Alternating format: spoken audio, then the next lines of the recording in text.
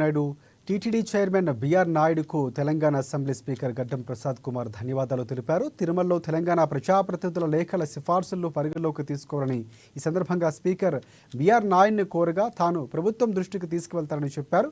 ఆ క్రమంలో టీటీడీ పాలక మండలిలో చర్చించిన అనంతరం తిరుమలలో వారానికి 2 రోజుల పాటు తెలంగాణ ప్రాంత మంత్రులు, ఎంపీలు, ఎమ్మెల్యేలు, ఎమ్మెల్సీల సిఫార్సు లేఖలు పరిగణలోకి తీసుకోవాలని నిర్ణయించారు. దీనికి వారు ప్రత్యేకంగా ధన్యవాదాలు చెప్పారు. శ్రీ తిరుమల వెంకటేశ్వర స్వామి దర్శనానికి తెలంగాణ రాష్ట్ర మంత్రులు, ఎంపీలు, ఎమ్మెల్యేలు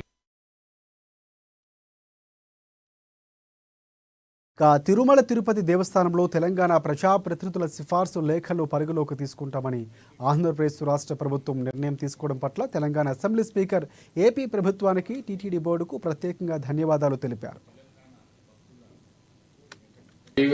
ప్రత్యక్ష దైవము శ్రీ తిరుమల వెంకటేశ్వర స్వామి దర్శనానికి తెలంగాణ రాష్ట్ర మంత్రులు, ఎంపీలు, ఎమ్మెల్యేలు, ఎమ్మెల్సీల సిఫార్సులను, లేఖలను అంగీకరించాలని నిర్ణయం తీసుకున్న ఆంధ్రప్రదేశ్ రాష్ట్ర ముఖ్యమంత్రి శ్రీ చంద్రబాబు నాయుడు గారికి, TTD board chairman Shri B R Naidu గారికి ధన్యవాదాలు తెలియజేస్తున్నాను.